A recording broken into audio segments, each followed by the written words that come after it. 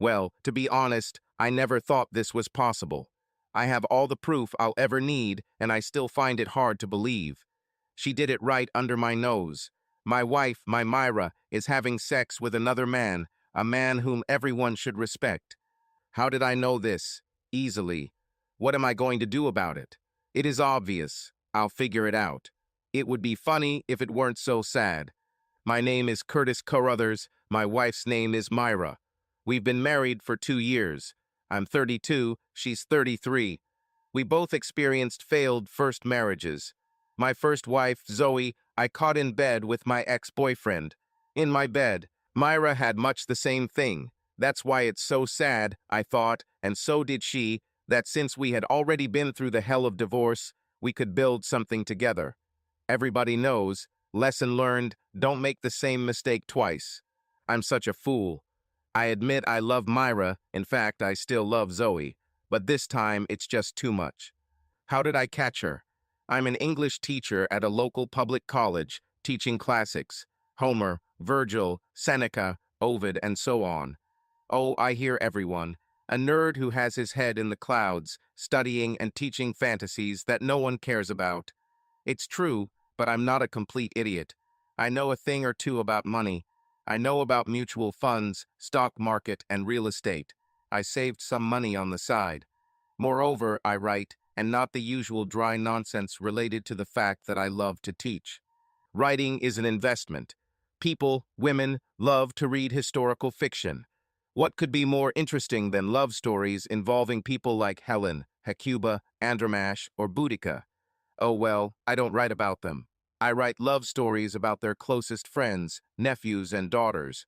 Women love these things. Am I publishing? Now yes, but on that fateful day when I caught Myra, I was not there yet. In fact, my success was the trigger that started it all. I'm getting distracted. I was at home working on a novel about Vercingetorix. He was the chief of the Arverni tribe, the elected supreme leader of all the tribes of long-haired Gaul, modern France. In their war against Julius Caesar, he and his people won the Battle of Gergovia, but then lost decisively at Alesia. Vercingetorix surrendered and was taken to Rome, where he was later executed, but many of his fellow tribesmen, unwilling to surrender, fled east across the Rhine and settled among the Germans. The novel I was working on was about this dangerous journey.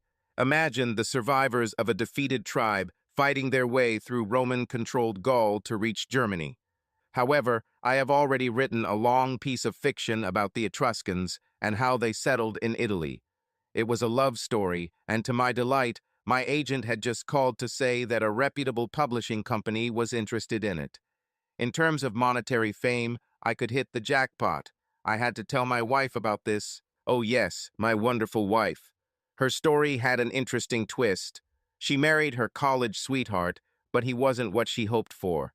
Getting into her own troubles, my Myra called a taxi.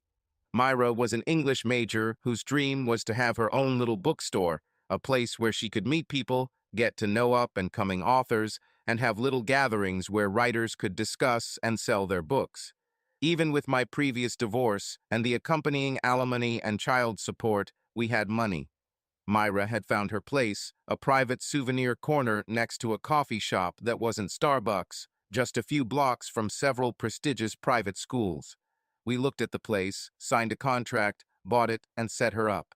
It's that simple. Myra's dream had come true, and I was a key element in her success. It was around this time that we started our family. Myra and I had problems. We dated for a few months, talked about what we wanted, and talked about kids. From my first marriage, I had a girl and a boy, and I, of course, loved them, but I wanted more. Myra said she didn't want children, but agreed that if she married me, we would try to have one, and we were lucky.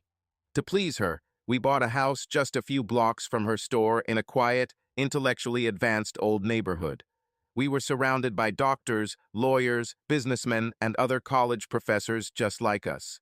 It was a classic place, beautiful old houses of medium size, tree-lined streets, manicured but not too fussy lawns, mothers and grandmothers regularly pruning and weeding perfect little gardens in a community supplemented by many excellent private schools. We had everything. We would be good parents. We started off right. We named our little boy Wayne after her father. He had to have the best, and with a baby, the best meat, above all, a safe and secure environment. We had money. We equipped every corner of the house with cameras and microphones. Wherever we were in the house, if Wayne wasn't in sight, we could watch him. We had iPhones, and in critical places like bedrooms, playrooms, kitchen, my office, living room, even the garage, we had all the necessary cameras and microphones. We didn't take any risks. Of course, Myra's bookstore was no worse equipped. State-of-the-art devices were installed in every aisle, behind the counter, and, of course, in the back room. Not a stone was left unturned, not a single opportunity for some terrible accident.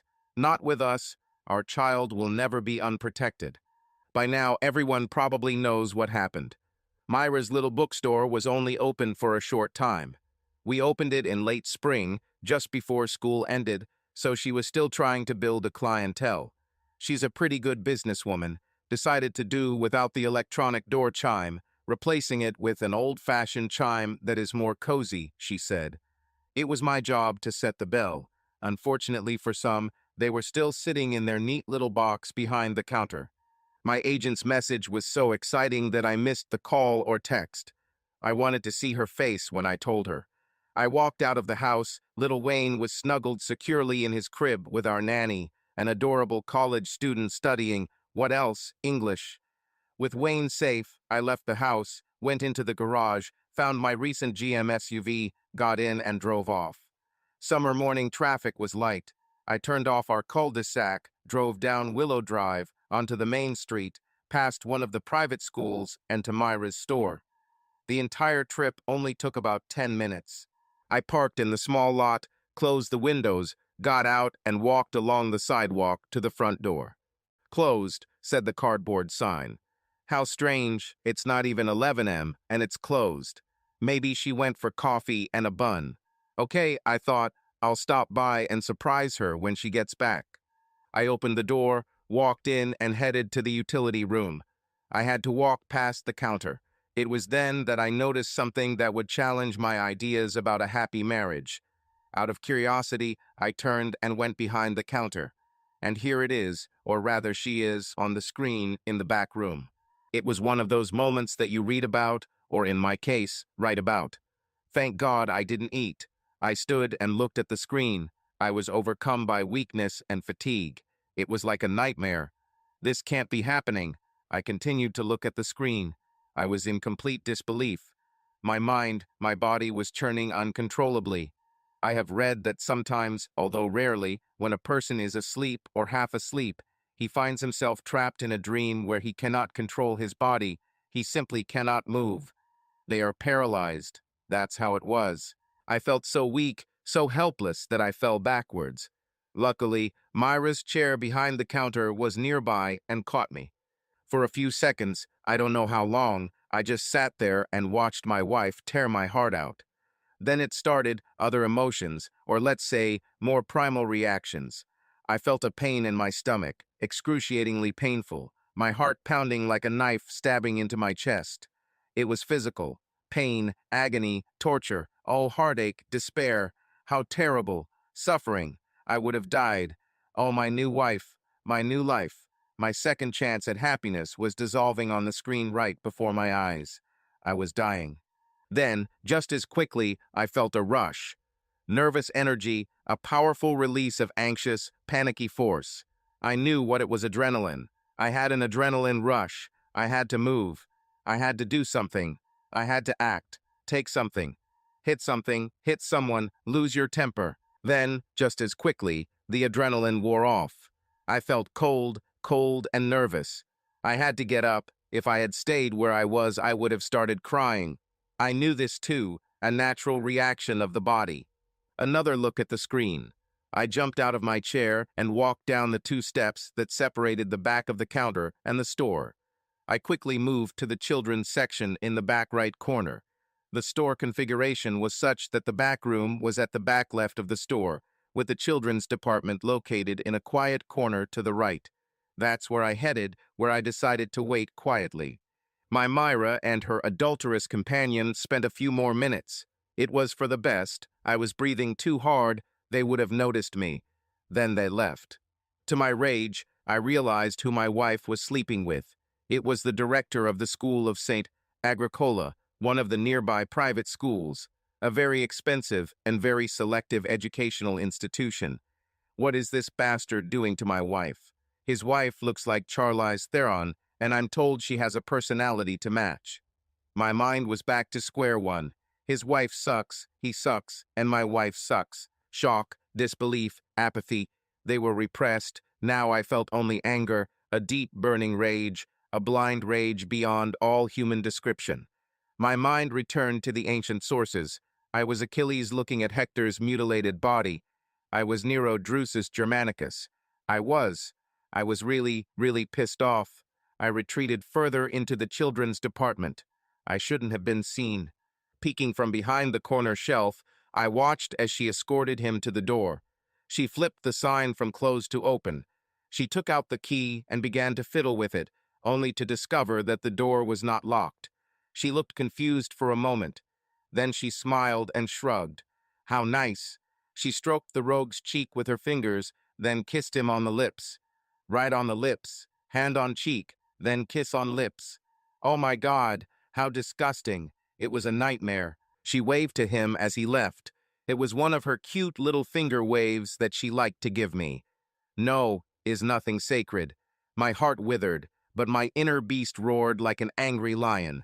Without noticing my presence, she walked cheerfully to the back of the counter. For several minutes, she appeared to be fiddling with some papers. One day, I saw her look at the front door, a strange look. Was she puzzled?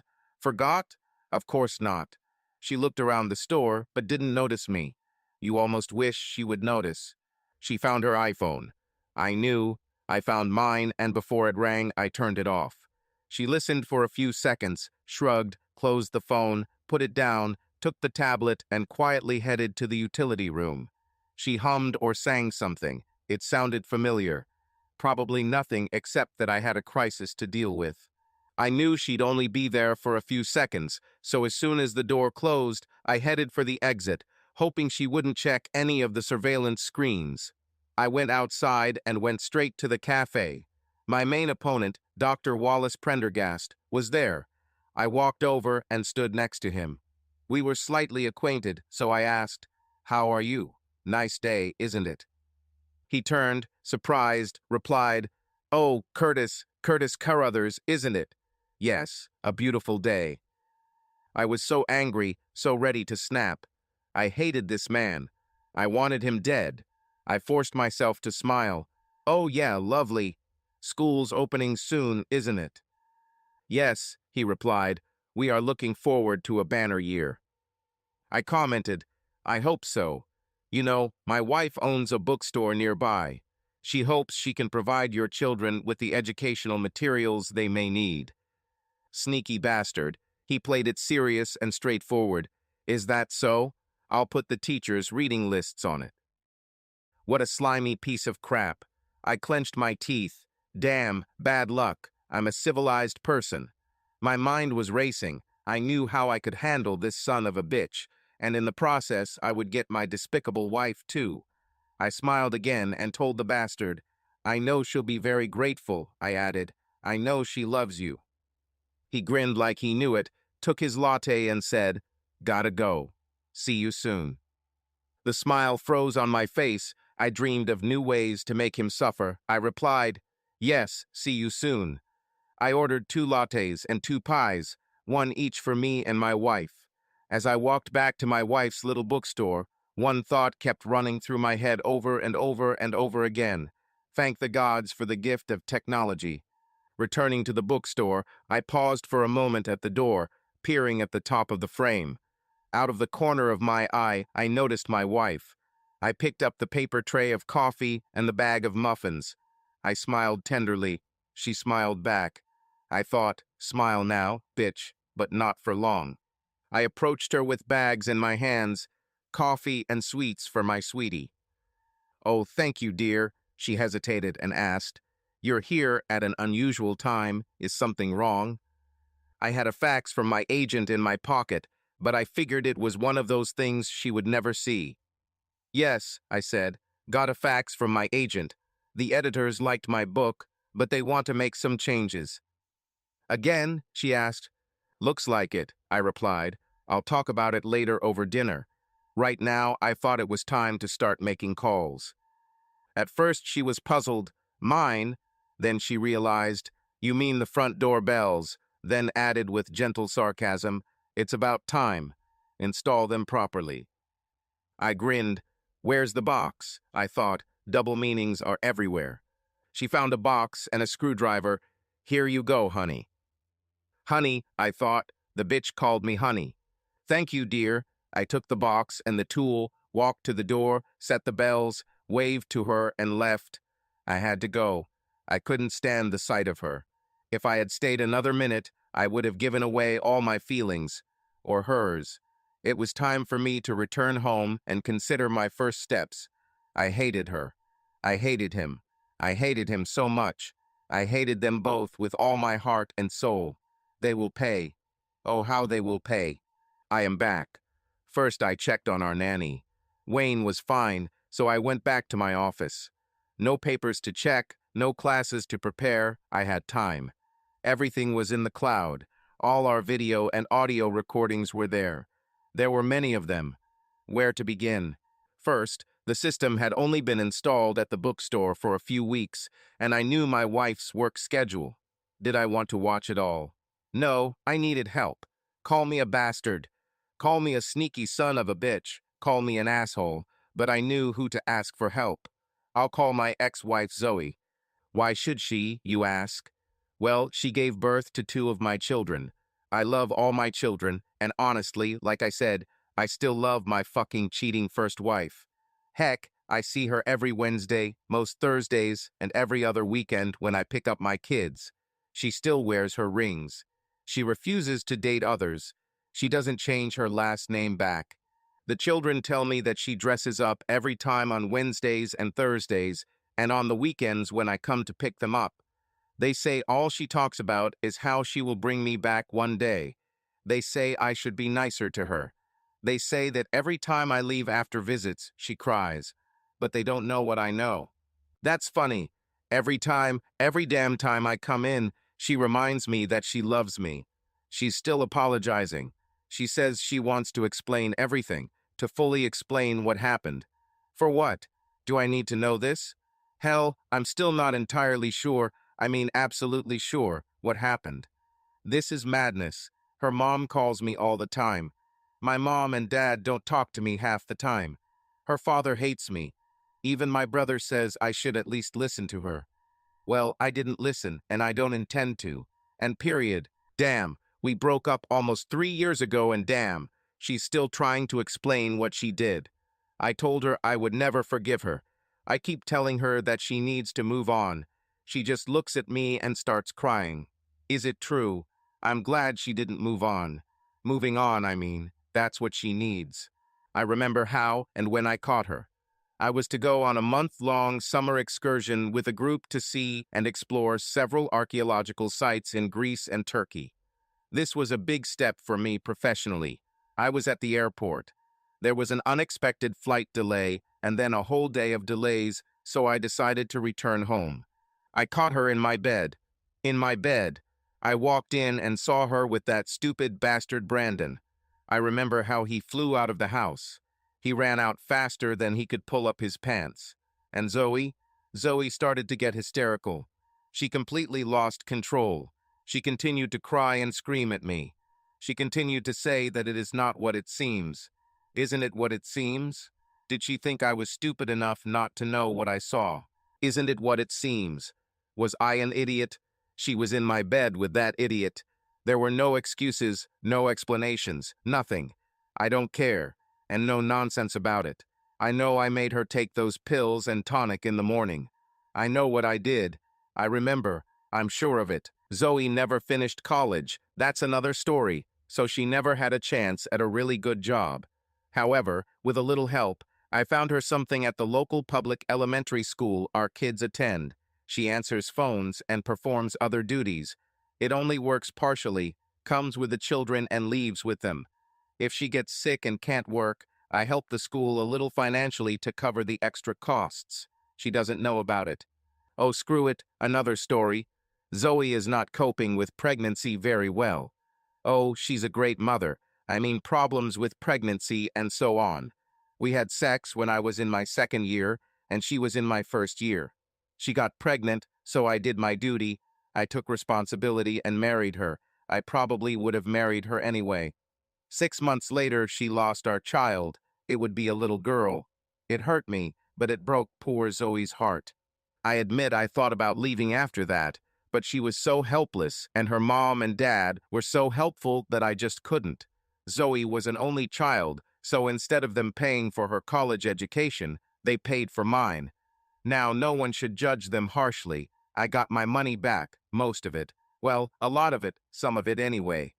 We lived with her mom and dad while I was studying. After her accident, Zoe and I were careful with our sexual needs and took precautions. We were really happy then. It was like living in a fantasy. We waited until I graduated from university before starting our family. I taught in a public high school during the day and took night classes to earn my master's degree. I then retired from teaching and entered a doctoral program. Zoe's mom and dad helped us along the way. Well, her mom and dad did little more than help. Her dad was a retired contractor who served on several boards and was elected to the county council several times. I'll say this, he loves his daughter, he is absolutely crazy about our children, not so much about me. Hey, she's the one who changed it, not me. Plus, I didn't know she was pregnant again when I caught her in bed with brains and waste, so the second pregnancy loss wasn't my fault. No guilt here for me. This is a completely different story. I was at my old house a little after 10 in the evening. Zoe was waiting for me. Some might think I was stupid for involving my ex-wife in my marital problems, but who else could I trust, really trust? Sounds stupid, I know. I walked up to the front door. She waited. She opened the door and let me in. She was wearing a beautiful little beige blouse with short sleeves and slightly undone buttons, with cute lace shoulders and a Peter Pan collar trimmed in lace. She wasn't wearing a bra, never wore it. She looked good, especially with a dark plaid skirt that reached mid-thigh. Her hair was pulled back into two ponytails, her usual eyeshadow, and subtle pink lip gloss. No tights, only shoes, brown with laces on 2-inch heels, and beige socks to match the blouse. Damn her, that cheating bitch. I knew that she dressed like that on purpose to seduce me. She gave me one of her soft smiles. It must be important for you to arrive so late. I walked past her and headed into the living room. I didn't want to sit on the couch next to her. As I walked by, I said, yes. She followed me. I settled into my old rocking chair. This bitch got down on her knees, curled up on the floor at my feet. She put her hand on my leg. So tell me. It's about Myra. Her fingers carelessly slid along my thigh. What's wrong with Myra? I caught her with another man. As soon as I said this, I realized that I had made a mistake. Zoe leaned closer. I'm sorry, Curtis, but you know I'm here for you. I thought so. I needed to get out of there. Listen, I have notes, but there are so many of them, I don't have time. She read my thoughts. You want me to look for you. It's a lot to ask, I know, but... She looked so concerned. You look upset, and that's understandable. Would you like me to make you some chamomile tea? No, I just want. Will you do it? She looked up. You know I'll do anything for you. I started to sweat. If I hadn't done something, I would. I stood up. I knew it was a mistake to come here so late. Are you still using the same desktop computer? She nodded. Getting up, she used my legs to get up. Uh-huh. Okay, I'll send them tomorrow morning. Are you still coming to see our kids on Wednesday? I was so excited, she should have known. Robotically, I replied, yes. She smiled, blinked her long eyelashes at me and sang, okay, we'll have dinner together. I'll cook your favorite dish, steamed Alaskan crab legs. It'll be like we're a family again. Putting the kids to bed together, and then. God help me. I should have known that coming here would be like this. I snapped, "No, I don't want to go through all this." Hands on my chest, just under my chin. She put on her guilty expression. Ever seen a Labrador puppy look at someone? She whispered softly, "Please, we've done this before." I nervously snapped, "No, that won't happen." I had to get out of there. I saw her trying to hold back her tears. Nothing ever happens. I slipped out of her arms and headed towards the front door. "Just so you know." She really cried, just tears, no sobs. "Goddamn bitch. Cheating fucking bitch." She followed me to the door and whispered, "I know." I got out on the other side of that door and breathed a sigh of relief. This bitch is one manipulative, cheating beast. I hurried to my SUV, got in, and backed out of the driveway. She was standing at the door when I left. Oh, that lying bitch, I hated her. I was furious the whole way home. First of all, I couldn't go home. I had to go to a motel. Secondly, why does Zoe have to be such a cheater? Third, I knew I should never have married Myra, and now there's Wayne. Oh, fuck it, Myra. Take care of Myra. After I withdrew some cash from the ATM, I spent the night at the Hamptons. I dreamed about my college days, my first teaching job, and the past, and I woke up in pain. They had a typically good breakfast, and I got home a little later than Myra's usual departure time. Of course, the nanny was there. Myra left a note asking me to call her when I returned. Just out of spite, I decided to wait an hour. That way she would understand that I probably left her out on purpose. Then I had a suspicion. She would either be behind the counter or in the back room. I sat down at my desktop computer and brought up the cameras from the store. She was in the back room. I called, "Myra?" "Yes, Curtis." I waited as long as I could. I needed to get to the store by 9 o'clock to pick up a package from Federal Express. She was fiddling with some papers and talking through the speakerphone, so I asked, "Have you come up with any ideas for my novel?" It took her a few seconds to answer, but she said, "No, I think the editors are wrong. The story is good the way it is." I thought, time to start tightening the screws. I said, "I came up with one," without giving her a chance to interrupt. "Let's say in the book Penthesilea is not a princess, but just a noble woman, but not a princess. I could say that Deiphobus represents an increase in status, like an exchange for something the best. You know, women often do this now. The husband works hard at the company. The wife is attracted to a more prestigious colleague or acquaintance of her husband. She betrays her husband for the sake of the status that this brings. The husband finds out and tragedy follows." Myra put the papers aside and replied, "No, I don't like it. It will make Penthesilea superficial, and she is not superficial. She is a courageous woman who loves her chosen man." I agreed, "Yes, she will seem superficial, won't she?" I added, "Maybe it could be like a wife who wants more or better sex. We know that women and men have similar, if not identical, sexual needs, but sometimes there is a woman who wants more and more." I tweaked the knife. "You said that I was better than your first husband in this regard. It could be something like this, don't you think?" She had her head in her hands, and I couldn't see her expression on the screen, but her answer sounded uncertain. No. I mean, well, all men are basically the same, or so they say, but for a powerful warrior like Penthesilea, a woman who has already been with other men before her chosen warrior, I think it will sound unconvincing, false to the reader." I agreed, "You're right, it would be incredibly fake. No woman with character would do that." She looked nervous on screen. I went deeper. "That's good. I'm glad I get your point of view. You have character.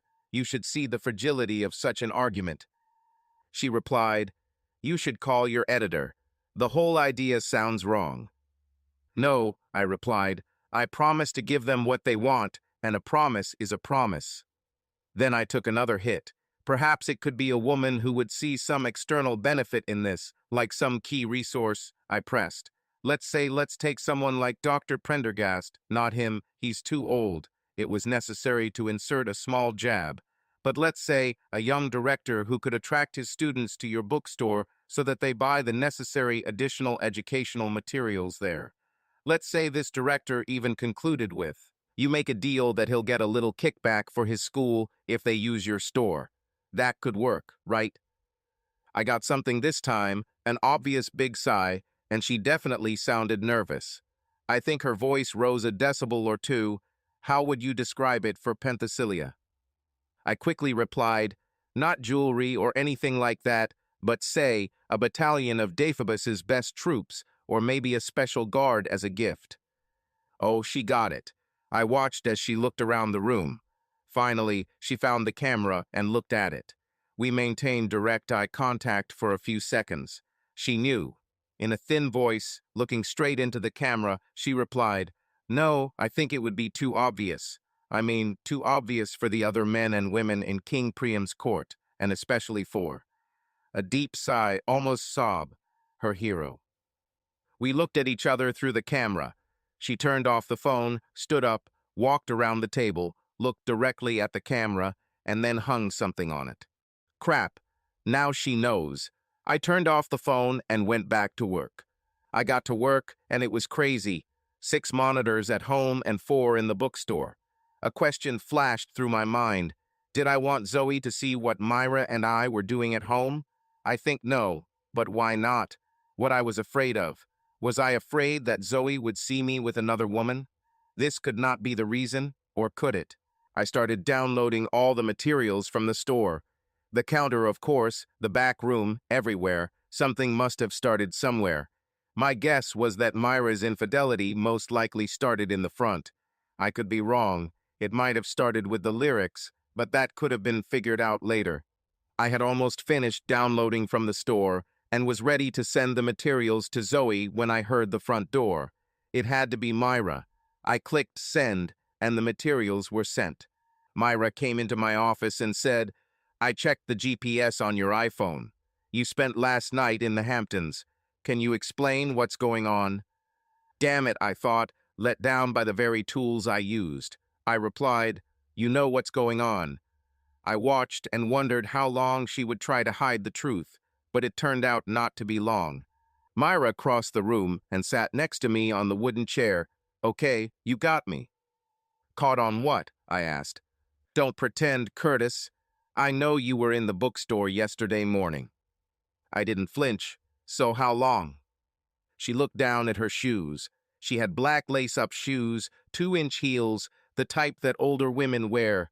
She fiddled with the buttons on the sleeve of her blouse, just this once. She didn't look up. I added, it's all recorded, Myra. She started crying. I thought, women and their tears. Through tears and quiet sobs, she whispered, Curtis. How long? Since June, right after graduation. You mean the graduation at St. Agricola's before Remembrance Day? Still in tears, she nodded. Remember, I was invited to their post-graduation buffet that day. That's when it started, she corrected herself. No, it was the next day, Sunday. I felt sick. I knew this feeling. I've experienced it before with Zoe. These things dull the senses, make a person feel numb, distant, disconnected. 7 weeks. Oh, Curtis, I'm so sorry. I heard her, but it sounded from another time zone, another world. Of course I know. You're sorry, my such a sorry wife. She reached out and touched my arm. Curtis, can we? I think my dead expression stopped her. I finished her sentence. I doubt it. I mean, what would be the purpose? Again, wiping away tears, she replied, there is Wayne. I was still somewhere else, alive but dead. Myra, we've both been through this before. I thought we agreed that we were hurt enough to not fall into the same trap twice. You already told me about my first husband, about the pain, the betrayal, the anger and feelings of worthlessness, about your feelings of inferiority. I told you about Zoe. I thought we understood each other. Curtis, I'm sorry. I'm so sorry. I didn't mean for this to happen. I felt so weak. I wanted to go somewhere, lie down, and just go back to sleep. I asked, just out of curiosity, want to tell me why? She stopped crying. It started out more as a business proposition, I think. He mentioned my new store. He told me about the kids at his school, the contacts he has with other private schools. He said he could refer me to a lot of clients. She hesitated, then continued. He said there would be a quid pro quo. I interrupted. You get the sales, and he gets you. She shuddered. Yes, that's about it. When she looked at me, she reminded me of another story. I sometimes imagined what Iphigenia, Agamemnon's daughter, might have looked like just before he sacrificed her. Agamemnon was warned that the only way to get favorable wind before Troy was to kill his innocent daughter. In some versions, she was rescued and escaped, but in all the versions I have read, the girl's mother Clytemnestra ended up killing her husband on her return from Troy out of revenge. Looking at Myra's pathetic face, I wondered if I would be Agamemnon killing the father, or if I would be Clytemnestra, avenging mother. Then I thought, does it matter? I asked. But that wasn't all, was it? No, she sighed. When it started, I felt cheap and dirty. I knew I was betraying you. I wanted it to stop. I wanted to confess. I told him we had to stop. But things have changed, haven't they? Curtis, oh, I'm so sorry. Try to understand. As it went on, it became more like a game. He even called it that. He had a wife. I had a husband. It was like a game of hide and seek. I hid this dirty, terrible thing, but pretended it didn't mean anything and was funny. He and I had a secret. In a way, it was really a game, just a stupid game. He called it a secret date. For this, it makes him almost innocent, just an innocent, stupid game. It hurt. I started to feel a pain in my stomach. Have you ever thought about what this could do to me? She cried again, sobbing. I was thinking, but I remembered the words of my first husband. He talked about fun, about the idea of keeping a secret, about how fun it was. How fun it was, not like sex, but like a game. Do you remember what you told me when you told me about your husband's reasons? Oh, I remember. And I'm sorry. I didn't mean to. Oh, shut up, Myra. Just shut up. You didn't want to get caught, but you did, and now here we are. She wilted. Tears flowed in large drops. Please, Curtis. It was so irresponsible. I was so frivolous. It was only about selling books. Sex didn't matter. I say this, it didn't mean anything, just like it was a game. I'm so sorry. Please let me atone. I was consumed by anger, which I had until now hidden. If I hadn't kicked her out of the house, I would have killed her. I looked at my watch. This allowed me not to look at her. Myra, I said, go away. Leave now. Go back to work. Stay there. She stood up and walked away. Can I call later? No, just leave. Leave now. She grabbed her bag and ran out of the house. I got up, went into the living room, and made sure she was gone. Well, what about now? Oh yes, the little business of Dr. Wallace Prendergast, headmaster of St. Agricola's School. I returned and sat down at my computer again. With people like him, it doesn't take long to find out the truth. He grew up outside of Richmond, private schools, in Brighton, Massachusetts at William and Mary, Ph.D. in Georgia. Professionally, he began teaching history in a private school in Little Rock, then Memphis, then Mobile, and now here as a principal near his hometown of Richmond, always at the top of his game. He's come full circle. When I got back to work, I called Federal Express. I needed to send a package to the headmaster of St. Agricola School as soon as possible. Can they take something away? They said they would take care of it. Then I downloaded his exploits from yesterday with my wife. I printed 3 photos. Of course, his face was not visible, but that did not matter. In the note, I explained our surveillance system. I left him my phone number. By lunchtime, I knew Federal Express would handle everything. I called Zoe. Did you receive the materials? Yes, Curtis. I quickly skimmed through them. I'll look into them in more detail when I get home. I'm taking tomorrow off, so I'll have everything ready by the time you come over for dinner tomorrow night. She added softly, Curtis, I'm so sorry. I thought, why does she always have to sound so sincere? I sighed. About tomorrow evening. Wouldn't it be inconvenient for you if I came over tonight? I could almost feel her joy through the phone. I remembered her small mouth, those cherry red heart-shaped lips. Oh, of course, I'll take the rest of the day off. The kids will love it. So much time has passed. Maybe we could grill. I asked, "Does this old thing still work?" She replied, "You know that yes, you used it for Memorial Day." I remembered, that's right, Myra went to her graduation at St. Agricola and her graduation reception. I took Wayne to Zoe to be with all my kids. I told her, "Don't bother yourself." "No problem," she giggled. "I'll buy some ground beef and sausages. I'll make my signature potato salad and cabbage. I'll make them the way you like." I started to feel like sandpaper. Angry, like I wanted to hit someone, but sad and sentimental, like if I could just lay down and curl up somewhere, I'd be fine, but men don't act that way. Yes, I remember, I had a good day on Memorial Day Saturday, so good that I came back when Myra said she needed to spend the day at her store doing inventory. I should have hung up. "Don't bother." She sounded increasingly excited. "What time can we expect you? I want the children to be ready to meet Dad." Dad, I thought. No matter what, I'm still a dad who's something. I had a dad. I was Dad. Zoe found the right tone, but that was her specialty. Brandon, I started to get angry again. I said, "At 5 o'clock, I have to go." I hung up and sat there for a moment, staring at the phone and the photo on the table of me and Myra, our wedding photo. It could have been me and Zoe. I remembered. Zoe and I's big Methodist wedding, 300 people, non-alcoholic reception in the church social hall. Me and Myra, small civil ceremony, quiet dinner in a restaurant with a few close friends. Yes, despite everything, I was still someone to someone, 3, maybe 5. Thanks, Zoe, for reminding me. Then I burst out. I started choking on tears, and once it started, I just couldn't stop. I continued to cough and hiccup while wiping away tears.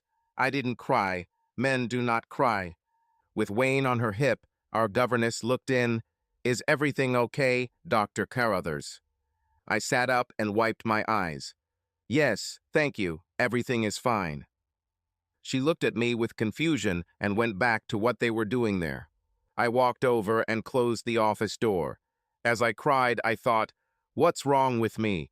I need to pull myself together. Who was that? That old dead country singer Vern Gostin, yeah. I thought about what Vern sang. "This ain't my first rodeo." I kept telling myself, "You will get through this. You've been here before. It's not that important. Hell, it's not like you're alone. You have. Who the hell do I have? Well, there's Zoe. Why is she? Why is she now?" But I knew why. Nothing made sense. Bitch. I looked at my watch. It was still mid-morning. What was I going to do? I certainly didn't want to watch old videos from home. I didn't expect to find or need anything from there. What should I do? I think I might go outside. We have a small swimming pool. No, I went upstairs. I took an ice-cold shower. I took out old photographs of Myra, photographs of Zoya. Why did I save and hide all these old photographs of my first wife? I had our wedding photos. She was so beautiful, so small, all in white, in her mother's wedding dress. Blonde hair, blue eyes, white dress, little fairy princess, my fairy princess. My ideal.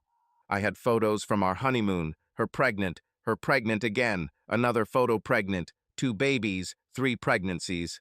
There were photographs of her in bed when we went to New York, her in a light blue peignoir that exactly matched the blue of her eyes. I bought it for her, and she showed it to me. That evening in New York, cats, it was a wonderful evening, satin sheets, a huge round bed, big thick pillows, she in the middle, batting her big luxurious eyes. Around 3:30 p.m., I realized that if I went to Zoe's, I would need to take Wayne, so I called her. "Zoe, is it okay if I bring Wayne with me?" She seemed out of her mind. "You're stupid, of course." What is wrong with me? This is Zoe. Why did I even ask? I put Wayne in a special bassinet in the back seat of my SUV and drove off. Several times I almost stopped. It wasn't fair to Zoe, but I didn't turn back. When I arrived at my old house, even before I pulled into the driveway, Diana and Keith were already running across the lawn. The lawn, my lawn, yes, I still mowed it. Small yard, only a manual lawn mower was required. I used the old Toro every Thursday afternoon, and like clockwork, Zoe was there in a tank top and short shorts with a lemonade in her hand. It was delicious on a hot day, and I got to see my kids another day. "Dad," Diana screamed. Keith was right behind her. "Daddy, Daddy." I stopped, turned off the engine, and jumped out just in time to be knocked down by my two older children. They were everywhere. Diana screamed and pulled me by the hand. "Come on, Mom has already started grilling. We will eat burgers and sausages." Keith shouted, "Yes, and Mommy bought the cake. You'll stay all night. Wow, we'll watch a movie. Let's make popcorn. I can't wait for tomorrow." Then they heard my youngest son gurgling and laughing from behind. Diana screamed, "You brought Wayne. Can I keep an eye on him?" Zoe left the house and walked down the driveway. She was wearing a summer dress that was too revealing and too short, which fluttered as she walked, showing a little more leg than necessary, and sandals on 2-inch heels that beautifully accentuated her slender but muscular calves and thighs. No wonder the dress was so loose-fitting. She screamed, "Kids, give Daddy a break." And as she got closer, she saw and heard Wayne. I cleaned out the kiddie pool. Tonight we will put him to bed in the old nursery. It's still settled. I looked at the gate leading to the backyard. We had a hammock. Sometimes, when the children fell asleep and the sun set, I lay in the hammock. She sat down next to him. I had to stop living in the past. "Curtis, the earth calls Curtis." She took my hand and kissed my cheek. I let her. Turning to Diana, she said, "Take Daddy inside so he can freshen up." She smiled at me, batting those damn eyes. She knew what she was doing. She babbled cheerfully, "I'll take Wayne." I felt a little, no, very strange, but pleasantly strange. I felt relieved, comfortable, as if I was at home, but I knew it wasn't. "Are you sure? I mean, is this normal?"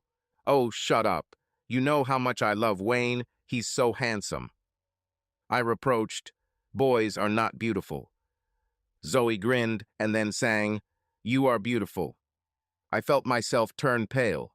Listening to Zoe, I thought how when some women speak, after a while their voice becomes shrill and harsh. Like Margaret Hamilton in The Wizard of Oz, they get on my nerves. Myra sometimes sounded shrill. She laughed.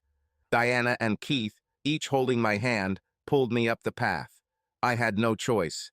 Zoe took Wayne and his bags and followed us. God, I came to this house every Wednesday and most Thursdays for 2 years, and we had them every other weekend, and it was always like that. I knew that most divorced men drag their kids to the movies and malls and stuff, but we had a pool in the backyard, and in the coldest weather, if it snowed, I would sometimes change the days.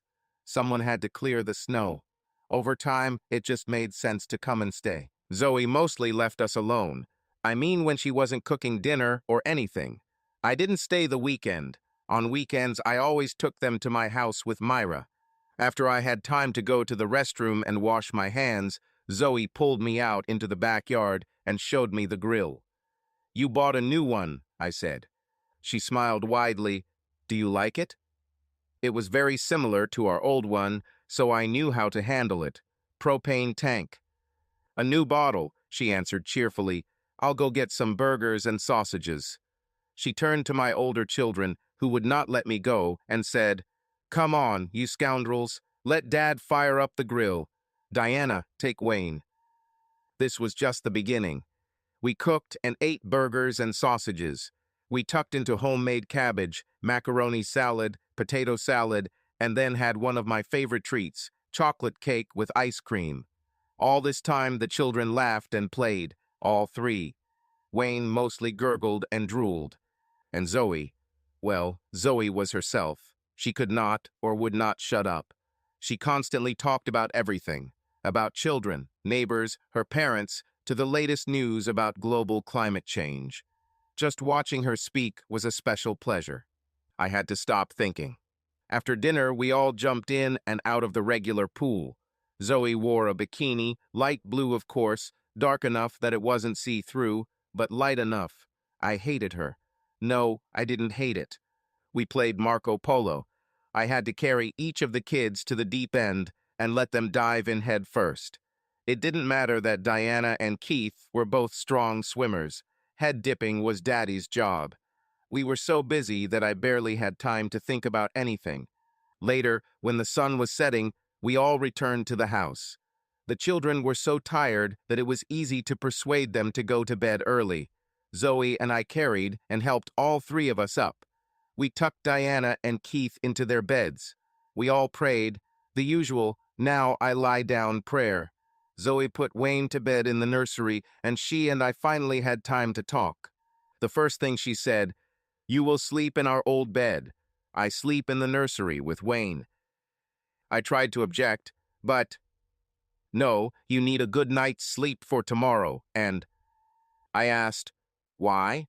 What tomorrow?" She patted my hand. "Tomorrow is Wednesday, stupid, your normal day. The kids want you to take them to Busch Gardens. I couldn't tell them no." I understood what Keith meant when he mentioned tomorrow, but this. Zoe interrupted. "It's only a little over an hour away. Don't forget that tomorrow is Wednesday. It won't be so crowded." I replied, "It's always crowded there." She interrupted me again. "Everything will be okay." I said, "But we won't all fit in." She interrupted me again. "Dad lent us his van." Another surprise. I knew that her father hated me. "Your dad will give me." Again she interrupted me. "Oh God, Kurt, Dad isn't happy, but he's not crazy. He believes that what happened was at least partially, that is, mainly, my fault." "Well, that's generous of him." Zoe looked at me with her pleading eyes like a Labrador. "I told him everything. He knows every detail. He knows more than anyone. He just wants us all to be happy. He wants you to be happy." I interrupted her. "Does he want to?" "He never approved of, you know, Brandon, and he thinks I was naive and empathic to the point of stupidity, and I was stupid for not listening to you about my medications." I started to get angry. "Well, you." Zoe looked away and sighed. "I wish I could," but then grabbed my wrist. "That's old news, Kurt. You know how sorry I am, but Dad and you, we all agree. You and I are connected for life. We have two wonderful children. They will be with us as long as we live. Regardless of whether we get back together or not, we will always be together because of them. My mom and dad love our children, and they will always love you for the gift you gave them." I've thought about this before, but I've never heard it put so warmly. "So off to Busch Gardens tomorrow." She smiled. "Yes, exactly." I had to ask, "What about what I sent you?" She took my right hand in two. "We will have enough time for this the day after tomorrow." Here I was with the first woman who ever betrayed me, the first woman I ever loved. Why did she have such a calming effect on me? Why is she? I replied, "Yes, listen, you're tired and I'm ready to collapse." She hugged my waist. "I took out some of your old panties. Do you think they'll fit?" I thought, why does she keep these old things? I replied, "I won't know until I try." We went into the house, Zoe into the nursery, and I into our old bedroom. When I got there, I found old underpants, an old worn-out white t-shirt with paint stains, some of my old cologne, a fresh razor, shaving cream, an old toothbrush, and all the supplies I needed. I cleaned myself up and lay down in our old double bed. I was so tired and so sad. All those old smells, old sensations, her smells. Why? Why did she do this? Zoe, why? I was ready to silently cry myself to sleep over things I didn't want to think about and didn't understand, but that didn't happen. 20 minutes after I turned off the light, I heard the soft rustle of someone's nightgown and the gentle steps of a child. "Dad?" I opened one eye. "Diana." "I cannot sleep." "Why? What happened?" "I need a fairy tale." I almost broke. but only almost.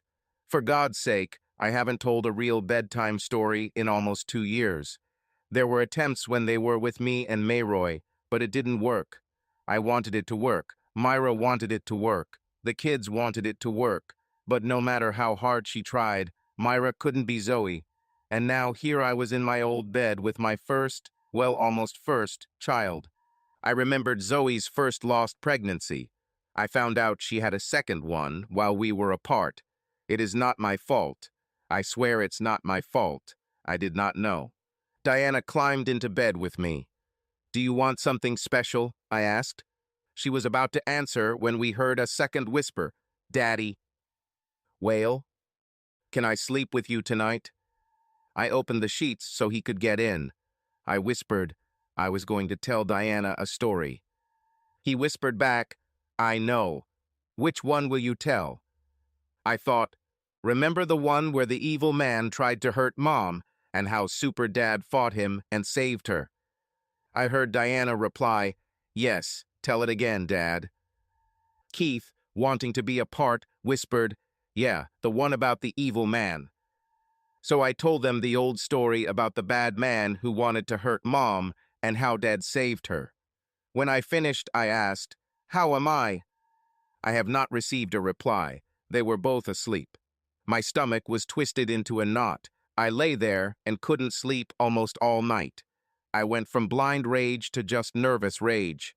I buried my head in the pillow. I couldn't afford to cry, not with my two older children in bed with me. But damn it, Zoe betrayed me. This was over 2 years ago, and I'm still so damn angry. I can barely restrain myself from strangling her. And now Myra has betrayed me, and of course it hurts, but it doesn't compare to Zoe's betrayal. Damn, I'm angry at Myra, and I will get revenge on her for her betrayal, but I will get over it. Damn, I'm starting to get over it, but that bitch Zoe, how could she? This is a real paradox. I have two houses. I feel like a dog with two houses. Before that, everything was fine with Myra, a good house, a good career, a wife striving for her dream, a charming little son. But before that, before this, I had heaven. Zoe, how I hate her. How many times have I come and felt? Well, felt like I was home, like a moth to a flame, and then only to remember. It's unfair. This is simply unfair. So I lay there. Damn it. How can I take revenge on Myra? Well, in something like cheating, there is no such thing as revenge. We know we had a problem. Wayne was born at the end of January. From January to April, Myra was able to stay at home and take care of him. Even though she didn't want the baby at first and grumbled and moaned throughout the pregnancy, she was a good mom. We opened her little bookstore at the end of April. Her dream was coming true, but we needed a governess.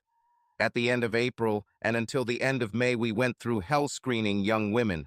Thanks to Zoe's father, I had a decent and well-paid job. I taught at a college and was out from late morning until late evening, and then there were the usual evening meetings. Myra and I simply could not find someone to look after our child, but then luck smiled on us. We got lucky in late May when a girl returned from Virginia Tech. She was great, but what happens when her school starts at the end of August? It was just a few days later, we're back to where we started again. Myra and I vowed, no kindergartens, not enough personal attention. I had to think of something. When I looked at the morning clock, the only logical answer came to my mind. I was already paying child support for Diana and Keith, and Zoe was only working part-time. When the school year starts, will Zoe agree to give up her job to care for Wayne? What will Myra say? This was an opportunity. I'll ask. I'll ask Zoe today. Diana and Keith woke me up first, then Zoe. By 9 o'clock in the morning, we went to Busch Gardens. The drive there and back was like a Norman Rockwell painting. Excited and excited all the way there, tired and uncomfortable all the way back, but oh, how wonderful it was in between. Between the kids and Zoe, I didn't have a moment to think about my other problem. All four of them just took over my life. We rode roller coasters, ate junk food, rode again, ate more junk food, and then we all felt sick. I had the best time of my life. At least that's what it seemed like. I was a little afraid that Zoe might try to seduce me, but that didn't happen. She played the role of a caring mom to Wayne, a fun playmate to Diana and Keith, and a supportive friend to me. I liked it. I appreciated it. On the way back, back to my first house, I casually asked a question. Zoe, can I ask you a question? Of course, whatever. What happened? Well, Myra has her bookstore now, and I get to teach and write and... You need a nanny. Well, sort of, I guess. I mean, finding a good governess is not so easy during the school year, and after a long day in the sun, going on rides and stuff, my hair was greasy and frizzy, and I admit that it was always a little shaggy. Zoe reached out and used her fingers to tuck the most unruly strands behind my right ear. It felt nice. I felt a shiver. As she stretched, I got a good look at the curve of her breasts through her short sleeve. I quietly watched her all day. Her armpit was damp with sweat. She saw how I looked at her and at myself. She smiled. I blushed. She sang softly, "You don't need to ask. Diana and Keith are already at school. Bring Wayne in the morning. I can handle this as long as it takes." Afraid to look at her, I continued to look at the road ahead. I need to talk to Myra. When you talk, tell her that if she wants, I'd be happy to take Wayne to the store this afternoon, and we could share babysitting duties, or if she wants to rest, she could come to my house and we could have lunch together.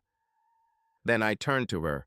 Involuntarily, I blurted out, "You are the best, Zoe." Damn, I thought, why did I say that? She ran her finger over my face. I felt the trembling again. "You deserve." Hey, carefully. I was so into her that I lost concentration. A truck in front of us slowed down, and I almost hit it. "Jesus," I said, "that was close." Zoe turned on the radio, and we listened to country music the rest of the way home. Country music. In this music, there is always someone having, getting, or overcoming a broken heart. House. When we got back, Zoe told me, "I'll finish what you sent me." She touched my wrist.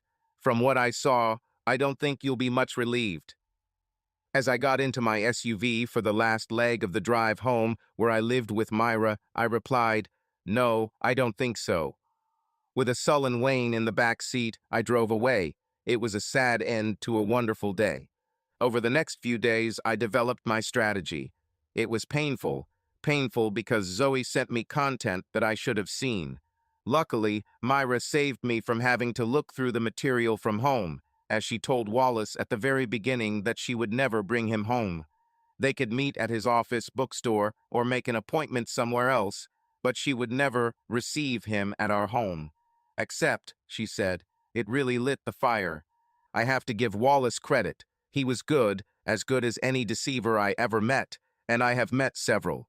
All my life, I will never understand such people. He had money, a better education, he came from a good Anglo-Saxon Protestant family, and he had a wonderful wife. He had everything. I think a sense of entitlement went hand in hand with its benefits. It started working almost immediately. That first conversation sealed the deal for him, her, and my decision to divorce her.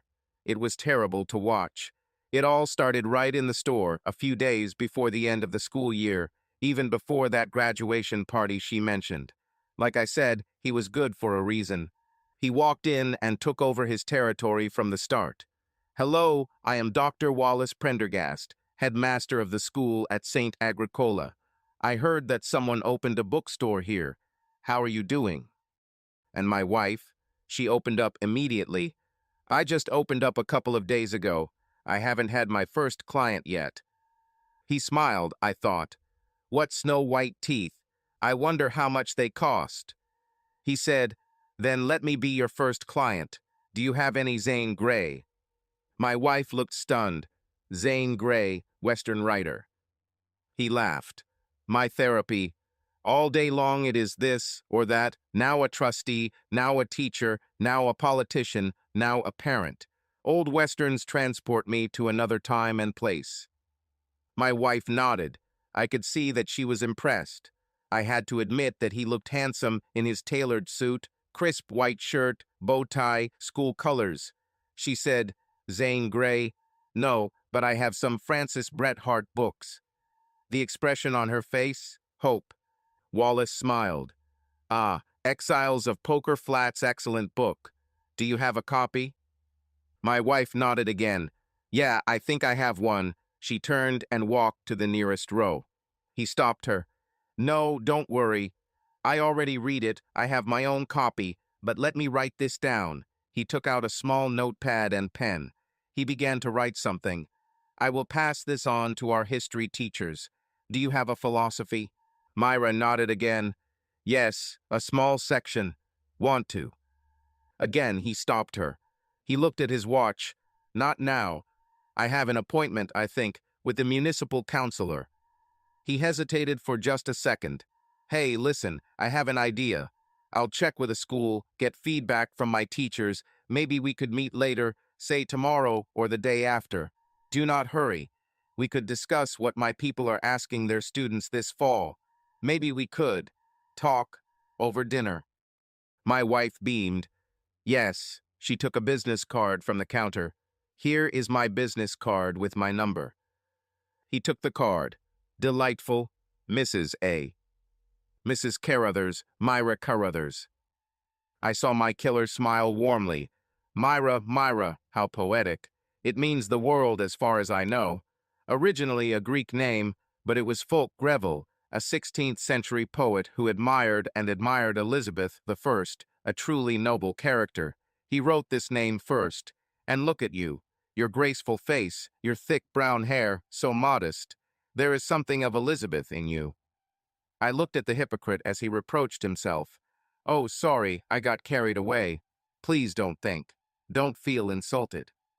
My wife's eyes, even from the screen, I saw her pupils dilate. Wide open with admiration, she purred, barely audible. No, no, not at all. Then the bastard took my wife's hand in his fingers. I'll call, soon. My wife's response, I'll be here. I do not remember my wife's behavior that night, but I noticed a change in her mood soon after. She became, as it were, dreamy, ephemeral. Now I know why. I have no idea what happened in the next 2 weeks, but I remember it was Flag Day when I saw his first success. I remember now because my wife came home, bypassing Wayne and the governess, and immediately took a shower. The film confirmed this. He had sex with her in the storeroom. My wife, my faithful, loving, devoted wife, found her iPhone and called me. She wanted to know if we could have dinner that evening. I remember it well because I suggested Red Lobster, and as strange as it may seem, it was that evening that I first formally met Dr. Wallace Prendergast. He brought his wife. It's sickening to think about it now, 2 co-conspirators having sex at work, sharing their dirty secret in front of their unsuspecting spouses. Of course, the 4 of us ate together. He was charming. My wife was depressed. In fact, I think she was being a little obsequious, like a highly paid woman of easy virtue in the presence of her boss, with her head down, minimal eye contact, giving minimal comments. I remember how much I liked him then. He insisted on taking the bill. Now, looking back, I think he was trying to show some kind of claim on my wife, as if saying, look at me, I bought you. That night, of course Myra and I made love, or at least I did. I didn't and still don't have the slightest idea who or what she was thinking about. Did or does it matter? No more. Future meetings at the bookstore followed the same stupidly routine pattern. He came. They went and had sex. He was leaving. She called me at home. Later, when she came home, she was especially affectionate, and that night we made love. All this happened with clockwork precision until the day I caught her. I have never heard honeyed words or references to books from the scoundrel. After their sessions, he regularly passed on a comment or two about me, but his remarks were always stupid, trivial, and really quite ordinary. He never attempted to make or obtain any comparisons. He never offered anything social. Everything was always the same hackneyed, thoughtless set of comments. Sorry, but now I think I understand that this was part of his formula. It made sense. He kept her hooked, giving her a small dose of excitement, accompanied by the subconscious implication that I, her husband, was insipid and boring. Tragically, it worked. Even more tragically, I think this is what Myra wanted. So I watched the videos that Zoe had selected and then started making my plans. Interestingly, I had two women on my hook for a while. Myra wandered around the house like a ghost, watched, eavesdropped, secretly rummaged through papers in my office. I was mostly polite. Her shame was no reason for me to stoop to her level. Oh no, I'll have something for Myra. I didn't know what it would be, but it would be. I don't know if it's meaningful. It was heartbreaking. The Myra I thought I knew had died, and her replacement was like a two-dimensional shadow, some wounded animal. I once ran over a young squirrel with a mower when I was a kid. I immediately saw that the poor creature was likely to die. She didn't run away. She jumped a couple feet away from the mower and just sat there. I got down and approached her. I had a dog, a yellow Labrador, and she also came along. The two of us, me and the dog, walked right up to this little squirrel. She was so close, and it was obvious that she was hurt. I thought about taking her home and trying to help, but her behavior was so unusual, she could be mad. The sad little creature didn't move, so I gently nudged her. The dog and I watched as she limped towards the trees. She even looked back once, or so it seemed to me. I knew she would die. Watching Myra in the house, I remembered that squirrel. She was pathetic, and forgive me, I'm not one for torment. But Zoe was completely different. It was stupid.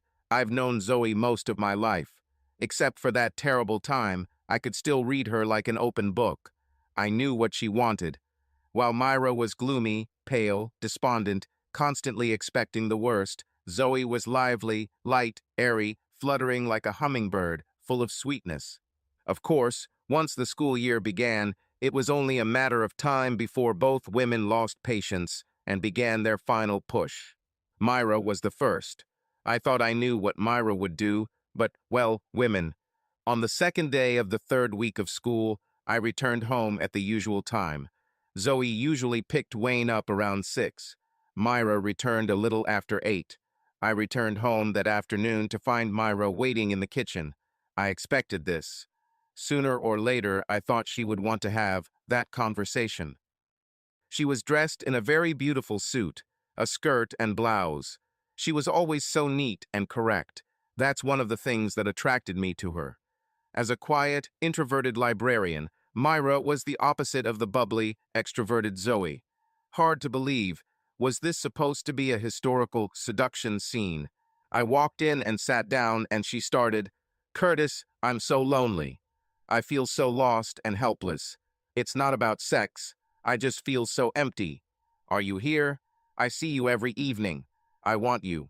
I want you to hug me. I'm not talking about sex. I just need your arms around me. I know I don't deserve anything. I know I'm on the edge, but at least something, maybe a hello, a little affection.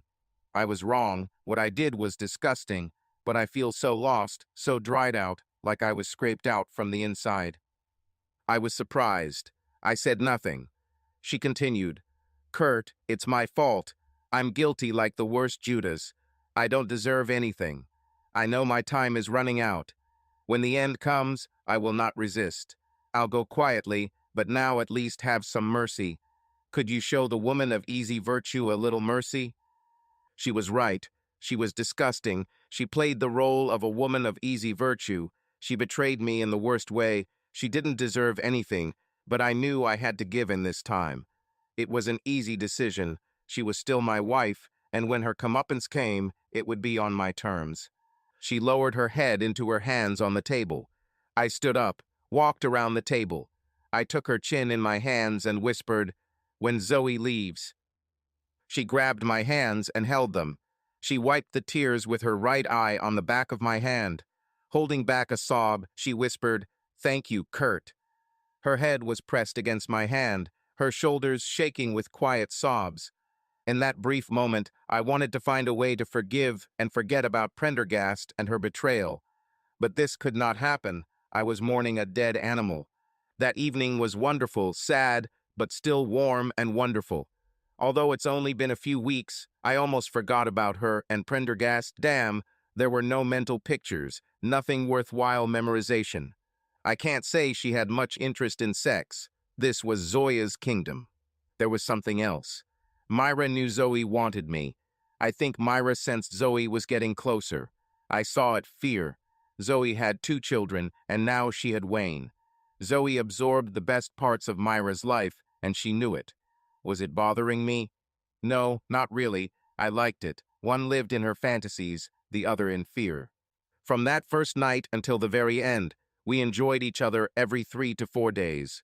It helped me, taking the pressure off, and I know it helped Myra. I think it gave her the last bit of confidence before. Well, before the end.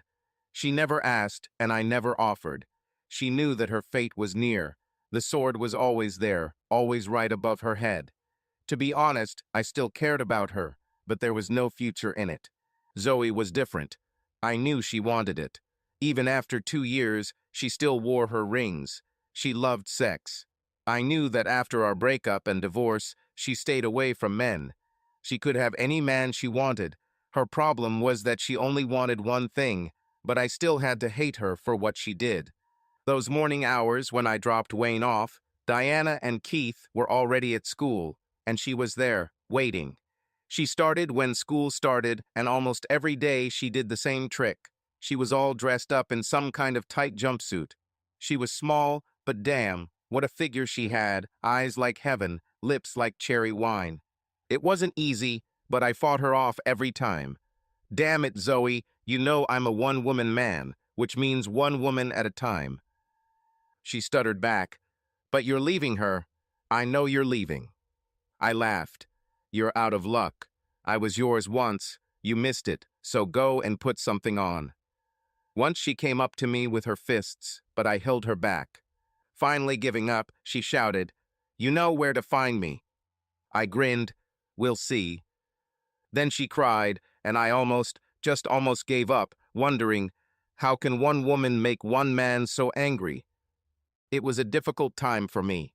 With my new fall schedule, I was home before noon, and I knew Zoe was always available. It would be so easy to take one of those little onesies off her shoulders and carry her into the living room or upstairs. She wanted me, and I craved. No, I missed her, but. Few men turned down a free piece, and she was a delicious piece, but it was part of the game I was playing. What a game. So time moved forward, and with it my plans. My number one goal, a certain principal of a certain private school. I had videos. Did I have a wife who would swear to anything if it would save anything from our marriage, or was it her little bookstore? What did Prendergast have? He had a wife. He had a prestigious job. He had a career, and unfortunately for him, he had a huge ego. Plus, he knew I was coming for him. His visits to the bookstore stopped, but orders from school increased. Other schools, even 1 or 2 colleges, began sending orders. What a fool he was. I had Myra, and through her he was in my hands. Still, he was not one to flinch. I knew he would never call. At the end of September, I sent him my first letter. Not really a letter, just another envelope. In the envelope are several additional photographs, more candid photographs. I received a call. What do you want? Let's have lunch. Where? Red Lobster. We met in the first week of October. I ordered crab legs. He ordered shrimp. He asked again, what do you want? I told him, I want you to disappear. What? Disappeared as soon as he left the city. You can leave. Take your wife. Find another job, no scandal, just goodbye. Is it that simple? He asked. I said, it's as simple as that. He moved away from the table. That won't happen. This is my hometown. Let me make another suggestion. You will throw away the films, and I will not expose your wife as a real woman of easy virtue. I was surprised. Of course not, I asked. Is Weldon Zimmerman the head of the board of trustees? He grinned. So what? He already knows. He's at one with me. He then paused and smirked. Besides, do you think I was her first? I smiled and stood up. See you soon. He took the check and also stood up. Next time you pay. I sent Zimmerman the full video. He got it all, color cinema with live sound. I got the call and found myself back at Red Lobster. This time with Weldon Zimmerman. He ordered lobster. I stayed with crab legs. He started first. I received your video. You know, this is Wallace's hometown. He has roots here. I smiled. Me too, and my wife. He continued to smile. He looked like a snake. I thought, where do they find people like this? He said, Dr. Carruthers, we can work this out. Wallace is a good man. You can't do this to him because of some stupid affair. I smiled again. You have visual proof that this was not just a stupid fling, and yes, I can. You know what else? I can get you. I can get into your school, St. Agricola. He asked, Is this money? Do you want money? Money? I grinned. Are you kidding? I want justice. He replied, Justice? Do you call destroying a person's life and career just? I replied, I want him, you and your precious school. He stared at me. I didn't blink. He stood up and took the check. Give me a day or two. I replied, Of course. Was I surprised? Not really. I thought the old man might give in, but St. Agricola is a rich school with a long tradition and a large fund. They had lawyers. They had connections with the municipal council. They probably, yes, I knew, they had judges. What was my next step? Go to one of their judges before one of their lawyers comes after me. There was an elderly federal judge in the old city, a graduate of St. Agricola. No pictures, no videos this time, just a letter. I made an appointment and made a personal visit. He knew I was coming, and from the letter and presumably from the requests, he knew why. His name was Robert Driscoll. This time there was no food. I was supposed to see him in the reception room outside his office. I went in and sat down. He kept me waiting. Was I surprised? Hell no. It was part of the program. Finally, he entered. Dressed in his priest's robes, he walked up and shook my hand. Good afternoon, I'm Judge Driscoll, and you? Dr. Curtis Carruthers. He pretended to be stupid. And the reason for your visit? You are a graduate of St. Agricola. Your school has a principal who has committed adultery. He seduced and used my wife, and I want him fired. The judge looked grim. There are procedures for this. Have you hired a lawyer? I was hired. Yes, sir, I was hired. Can I ask who? No, you can't, but I'll tell you he's done this before. You have a mercenary marksman. No, sir, I have a lawyer. So are you ready to go all the way in this matter? I replied, Yes, sir, I am, and if I need to take the next step, I will visit a few more people. I handed him a piece of paper. He looked at it. Do you know who these people are? I replied, They are donors there. There are several people from the church. There's a congressman there. They are all very generous. Are you threatening something, sir? No, sir. I just want justice for my wife. He examined the paper I gave him. Can I call you back? My number is on paper. He stood up. Thank you for your interest in St. Agricola. My secretary will call you with something in a few days. We shook hands. I said, Thank you, Your Honor, and we parted. I went home. He went to court. I received a call from Weldon Zimmerman on the last day of the week. I would like to see you again. Red Lobster? I asked. No, at school. Tomorrow, say, at 9 a.m. It sounded good. I thought, Saturday is school. I wonder what will happen next. I had already been back and forth throughout September, and this was towards the end of October. They knew for sure that I had not filed for divorce and had not seen or heard of any videos other than those I had already distributed. Would they risk their school's reputation for some womanizer, some cheap Casanova? I think I'll find out. We met at one of the college prep team's offices. It was just me and Mr. Zimmerman. He began. First of all, let me say that I am very sorry about what happened. I'm sorry your wife was dragged into this. This is all very sad, a tragic misunderstanding. I realized then that he knew that I had hired a private investigator. I guess they hired one too. I learned that Myra was not Prendergast's first victim. Zimmerman and I both knew this. My hunch was that if this had been Prendergast's one-off, they would have fought me, but the man was a serial traitor. I asked, "So where are we?" He replied, "It's complicated. Dr. Prendergast is a very successful and respected man. He is famous. He has sponsors. He has a wife who has taken on a leadership role in philanthropic and social causes. You could give us a break, let's say until Christmas. The fall semester ends in January. This will give us time to find his successor. Plus, he will have time to find another position." I replied, "My wife, she is unwell. It was very difficult for her." He replied, "I understand. If you need counseling, we can help. But there is also a school.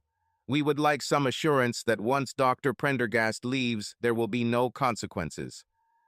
I felt it was almost over. I leaned back in my chair. I had a few things pending, but I put them aside. For some time, I thought about taking over the entire school for ransom. My lawyer mentioned something about moral issues and the school threatening a lawsuit or something like that. I immediately rejected it. I was a college professor and didn't want to jeopardize my own reputation. I thought from the very beginning about free training. With Diana, Keith, and someday Wayne all gearing up for high school, why not squeeze a little out of them? But then I studied the results of their program. Despite all the expense and prestige of St. Agricola, their SAT scores were no better than those of the top public schools. The only advantage of the St. Agricola diploma was the contacts it provided, and contacts did not seem to be a problem for me. I reassured the son of a bitch, "I have no interest in ruining the reputation of your fine school, but as I said, my wife. She needs more than counseling. At least she needs some support." He looked puzzled. He really didn't understand, so I said, "My wife's bookstore." He understood. He smiled. "Contract. We will need a contract. I am confident that we can significantly alleviate your wife's suffering." With this, everything was decided. I stood up. That's what I was hoping for. He also stood up. I waited and added, "Will there be a Christmas party? Farewell?" He nodded and ended our conversation. "There will be 2 agreements, some assurances from you, something like a non-disclosure agreement, and an overall contract from, say, 5 schools and the college you mentioned for, say, 3 years. Can we agree to this?" I said, 5 years. He replied, 5 is 5. I added, "My wife and I will be happy if we can attend this party." He grinned, "You will sit at my table."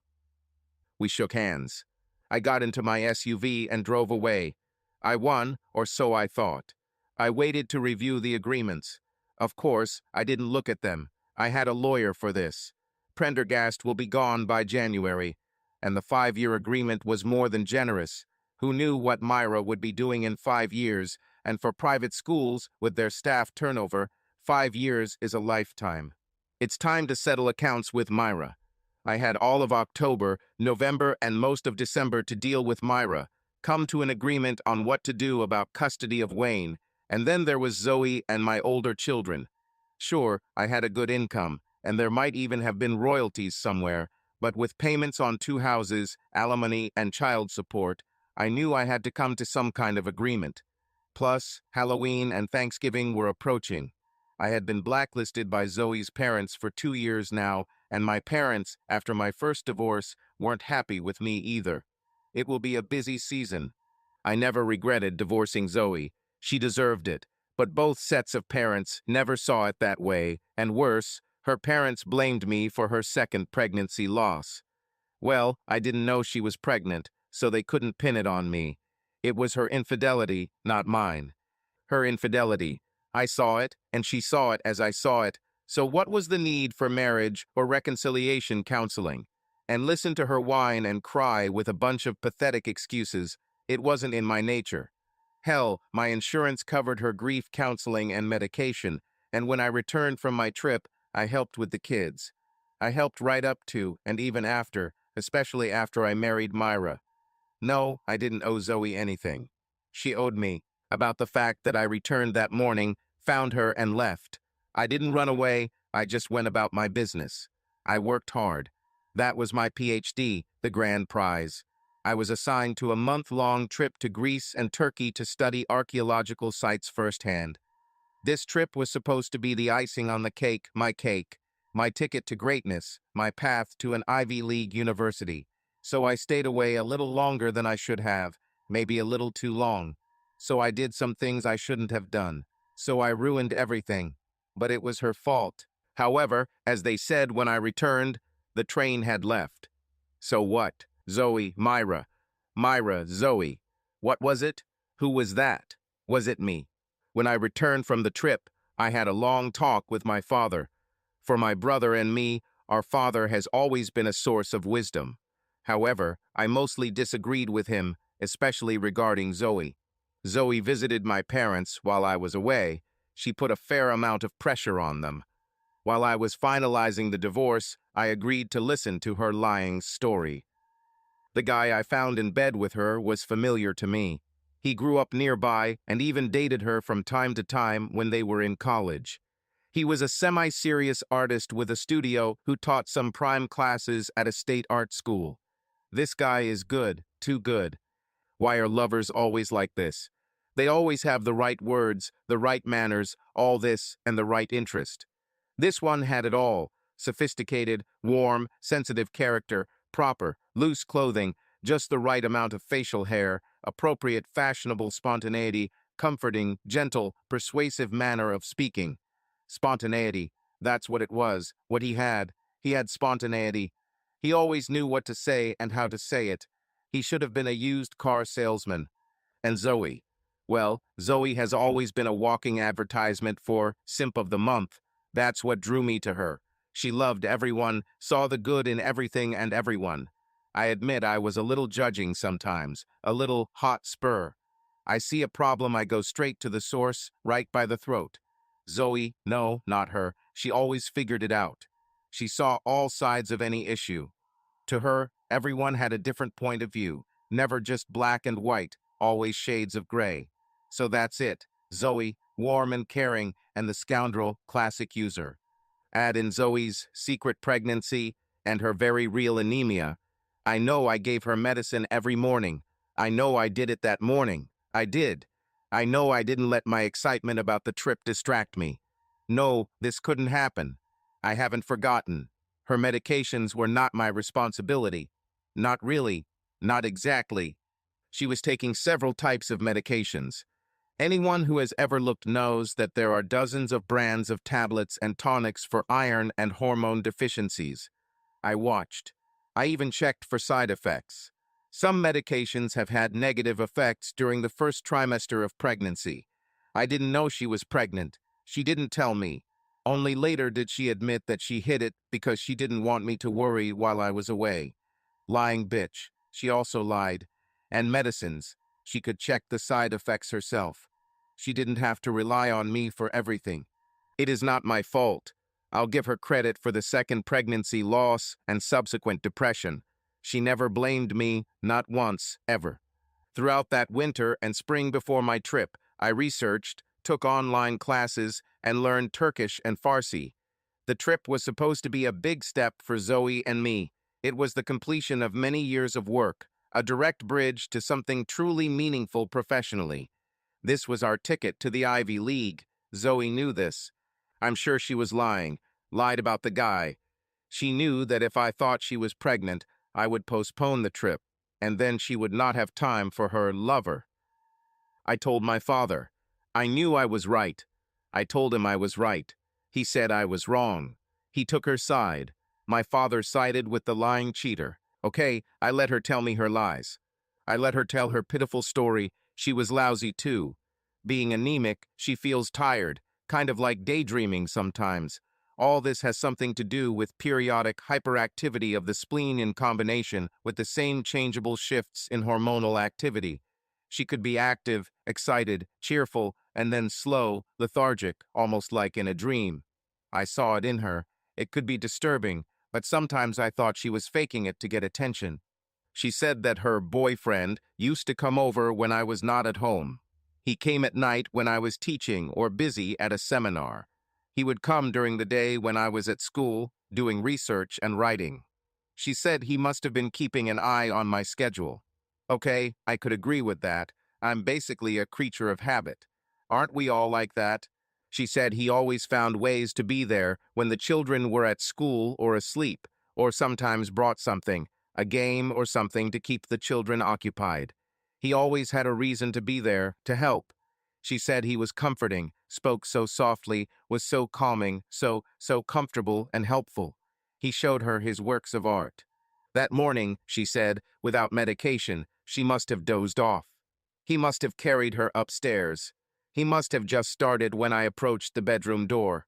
She said that my appearance frightened her. This woke her up, but it was too late.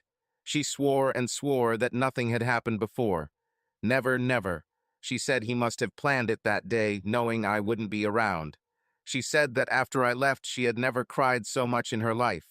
She cried for days, but I was not there, not at all. She said she just collapsed. Then she lost our child. They say she tried to take her own life. Her parents had to bring a nurse, someone who would be with her day and night to keep an eye on her and take care of the children. This I knew for sure was true. I guess I'll never know. I know I hate her. No, I can't say that. It's not that kind of hatred. But there was also Myra. What I said about Myra doesn't quite tell her story, at least its early history. Myra told me that her first husband was some kind of athlete, or rather, almost an athlete.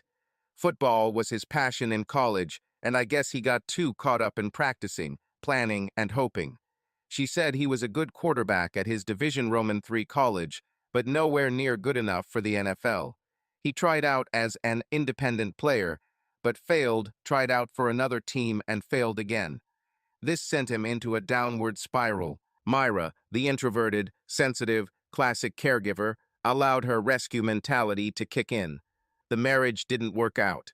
Her husband, too aggressive, too angry, too narcissistic, could not accept failure and would not accept help. From what I heard, failure on the field translated into failure in the workplace. He snapped, and Myra became his most convenient target. From what I heard, he deteriorated, and then she degraded. Towards the end, he turned into a real brute. I thought I saw this part. Myra and I. How did it start? I was teaching an evening course in English composition, and Myra signed up.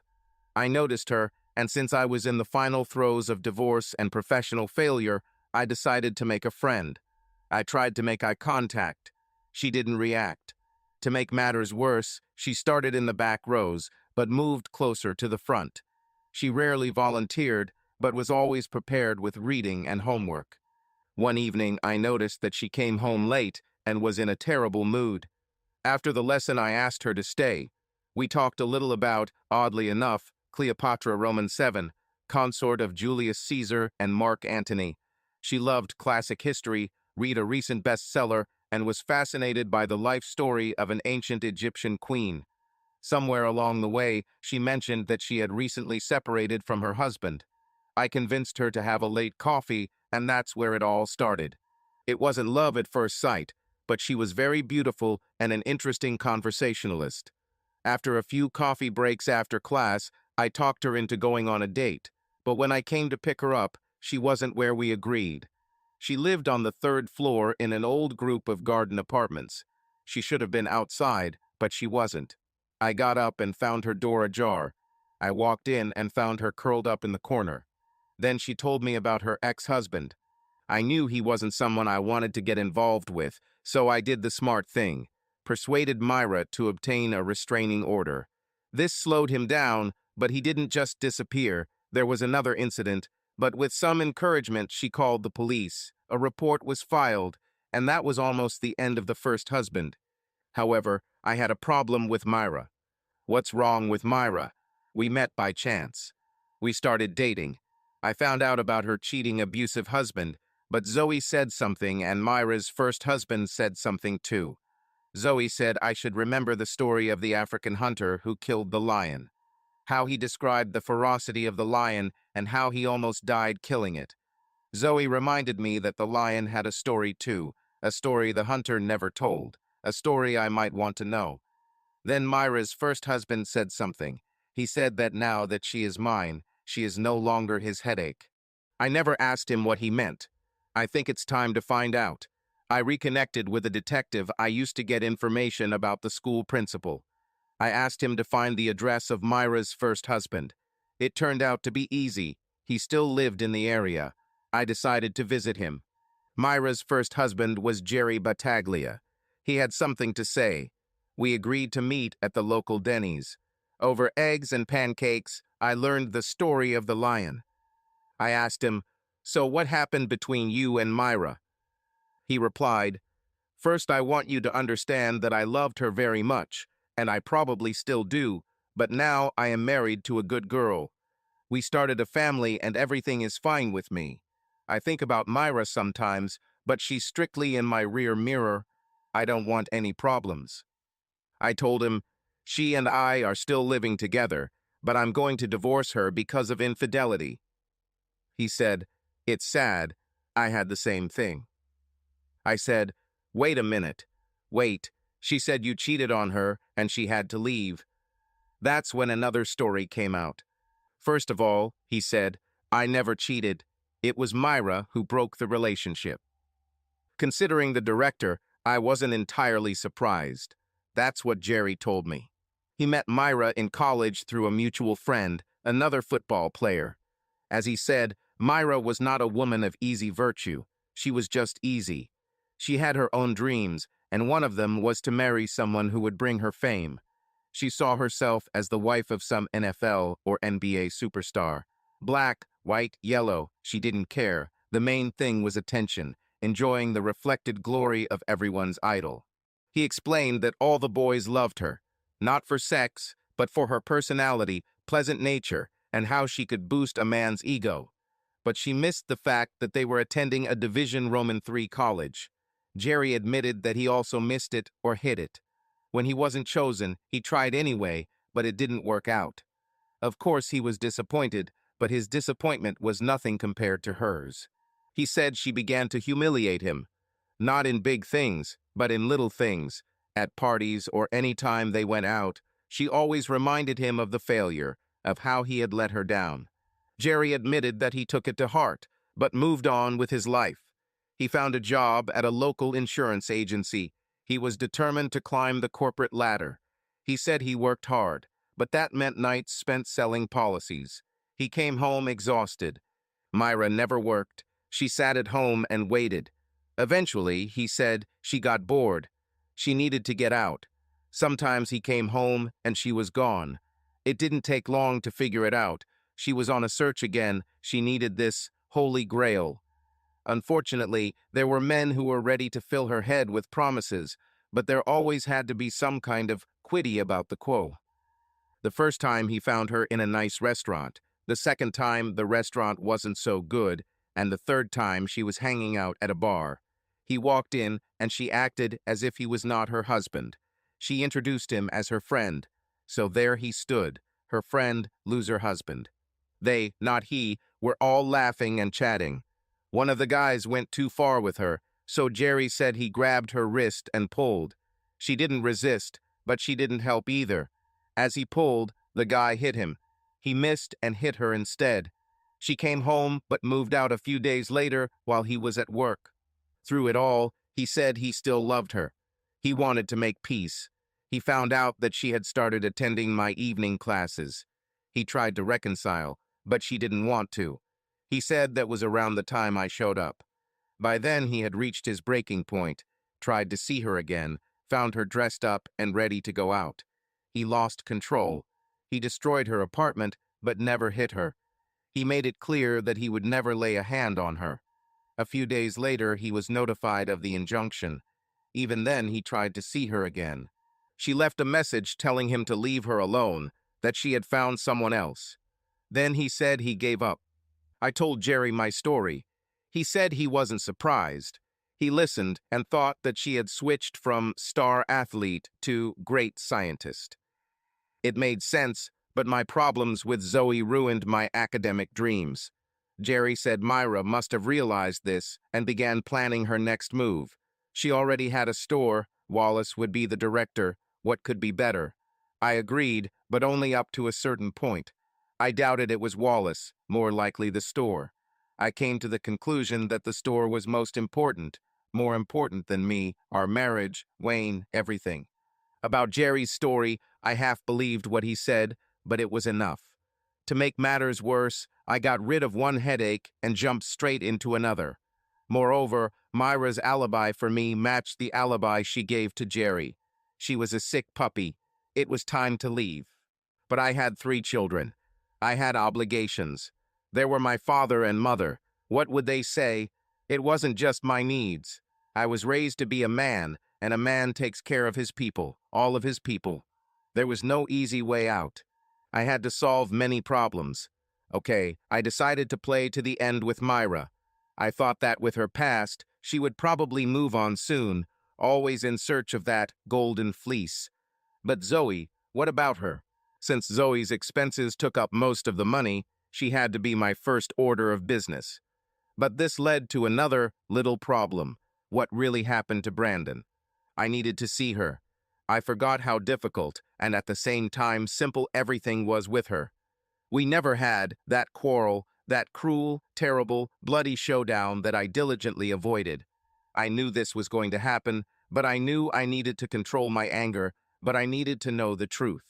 I could never do that to her. No, of course not. The girl was not healthy. She had her own needs, but I knew what I was doing. Of course, I had a strong desire to crush her, and I will crush her. But it was more than that. She was right when she said we were more connected than I would ever be with Myra. There was even more. Zoe was not like everyone else.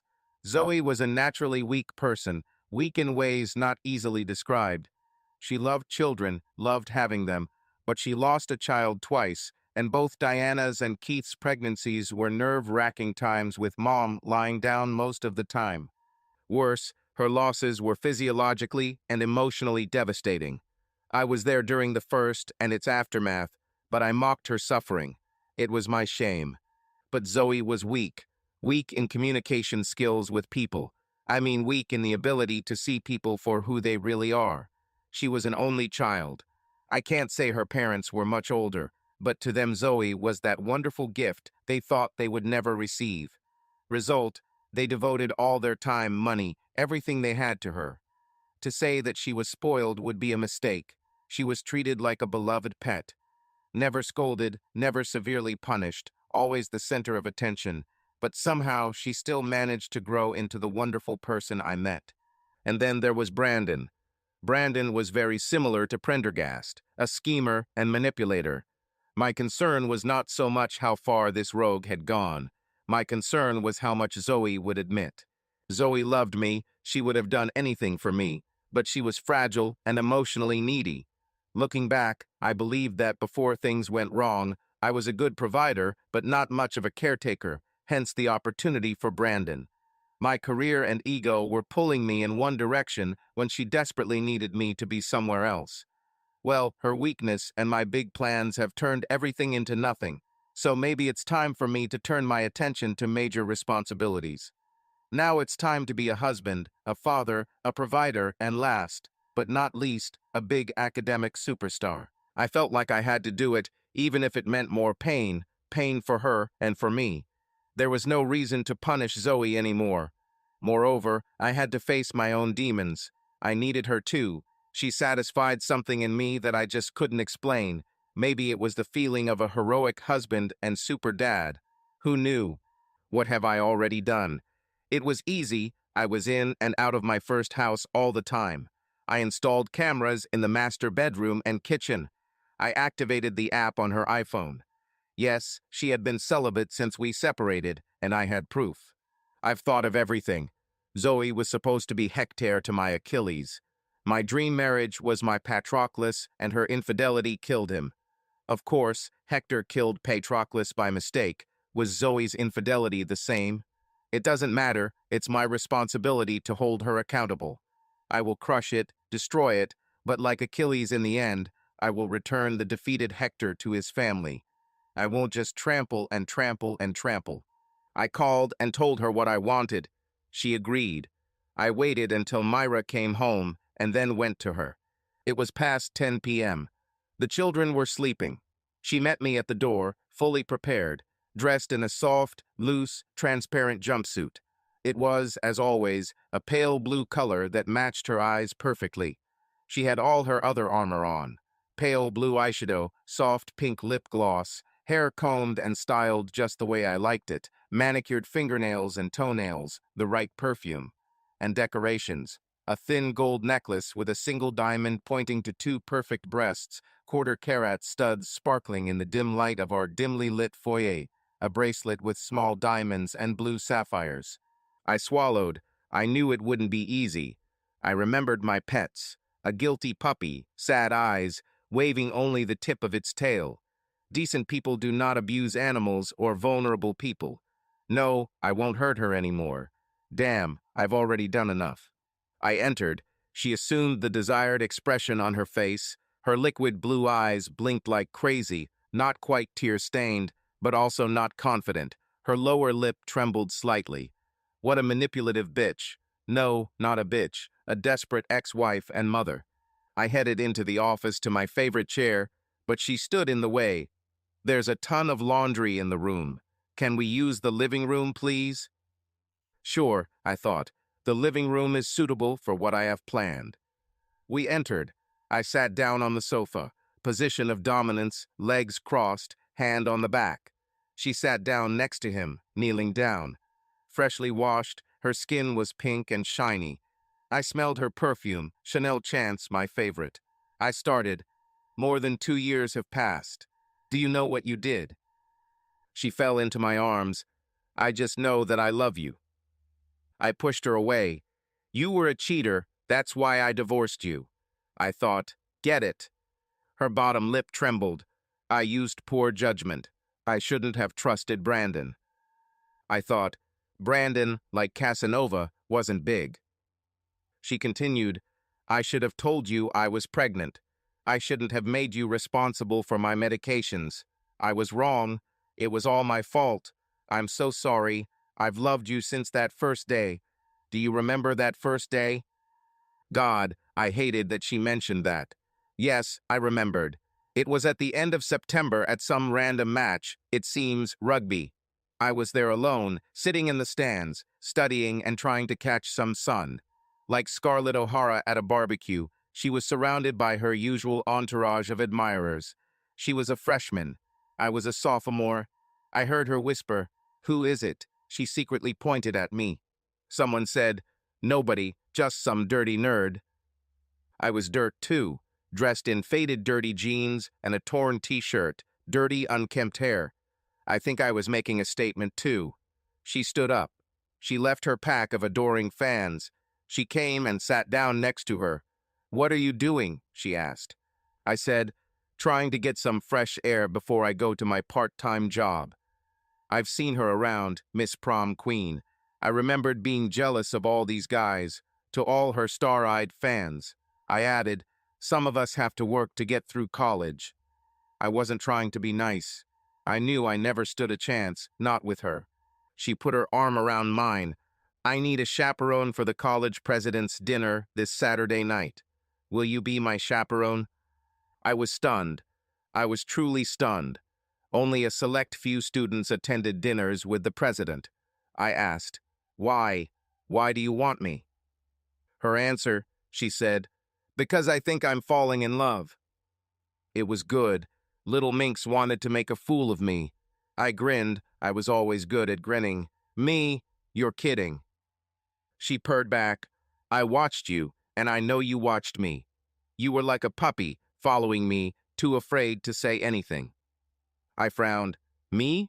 Follow you? Seriously?" She smiled and chided. "It's all right. 5 o'clock on Saturday. I'm at Clufferford Hall." I grumbled, "I know which hall." She flashed her most brilliantly beautiful smile. "Of course you do. I know you do. 5 o'clock on Saturday, don't forget." She knew. She knew me. She knew everything. I was trapped, and I've been trapped ever since. The cunning, calculating, spoiled, manipulative little bitch always knew which buttons to push. And now I'm here, and she's doing it again. I growled. Listen, I don't forgive you.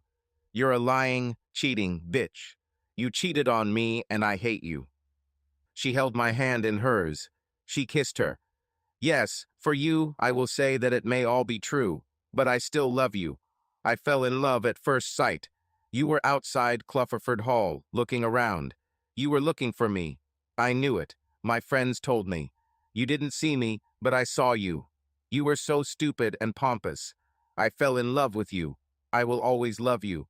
I confess that Brandon was with me that morning, but you walked in. I suddenly realized what was happening, what happened. I realized how wrong it was, and you were there to save me, but you got it all wrong. She swallowed and continued very sincerely. Curtis, I can't live like this anymore. You have to come home. If you don't come back, I'll just die. That's all, just like that. I couldn't let her die. She wasn't going to die. I thought. It just happened that what I knew and was waiting for came out. Brandon got to her. There was no accident that morning. She let it happen, but I knew it. She just said it, didn't she?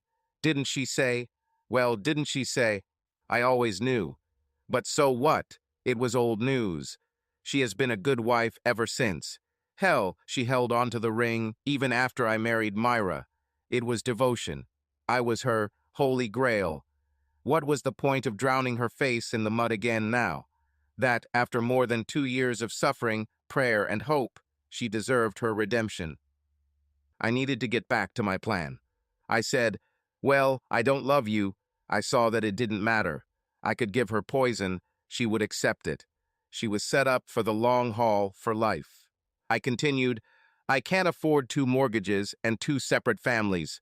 I need to find an alternative, and I think I have an idea. She continued to kiss my hand.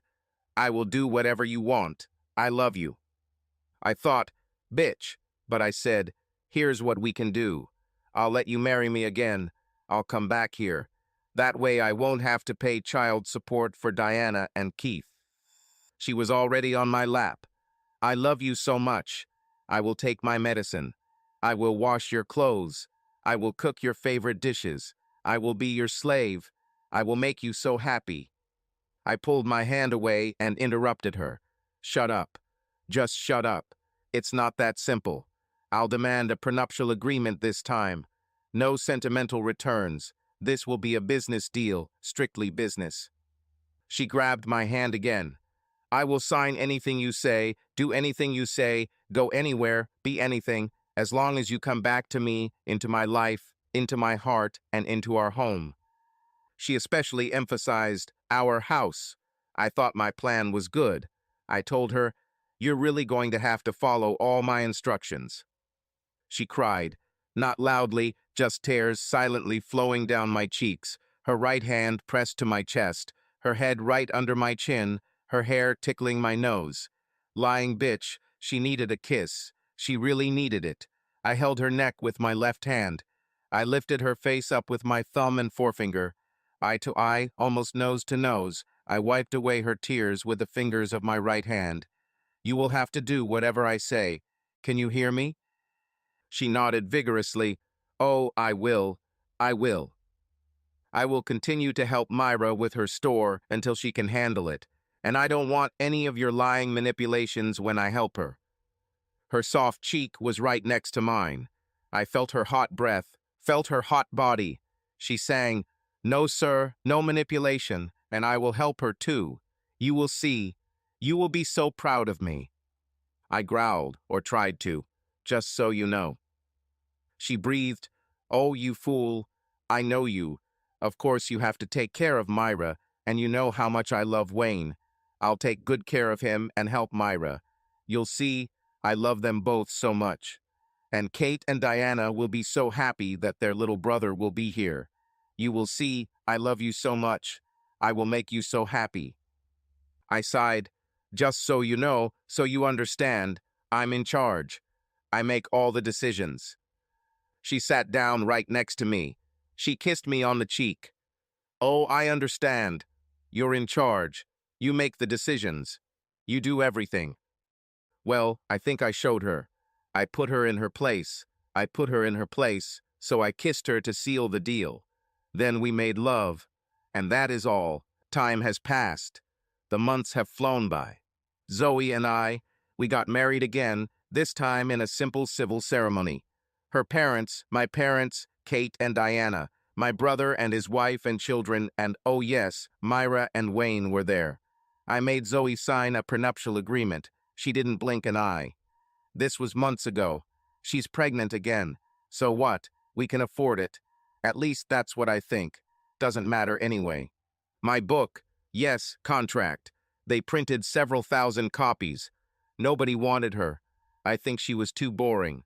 I think I'll try again, maybe something for the kids next time. Myra handled the divorce like a pro. She's still struggling with her little bookstore. I'm a partial owner. I'm helping her with expenses. Zoe has kept her word and frequents the bookstore. And as I expected, Myra is back on the hunt for the one. Myra and I went to Prendergast's farewell. I thought I could make a scene, but I never gave it up. I guess I could tell his wife, but I've heard stories. The man has his crosses. Looks like I'll never get into the Ivy League. So what? I think Zoe and I will be fine. She's clearly happy. Yes, I think so. I love her, I really do. It's nice to have her curled up in my arms at night, and the house full of happy children. However, the house is still under surveillance. That second pregnancy loss, it is not my fault. If I had known she was pregnant, I would never have left. Okay, it's all over now. Overall, I feel pretty good. Goodbye. Oh, and one more thing. I see that effeminate little wimp Brandon every now and then. I go to the gym, take classes, and train. He hasn't seen the last of me yet. No, sir. Subscribe to our channel so that your love doesn't cheat on you, and go ahead and listen to the next story, because this story is nothing compared to the next one. If you're under 18, don't even think. Click to the next one. Click to the next one. Click to the next one. Click to the next one. Click to the next one. Click.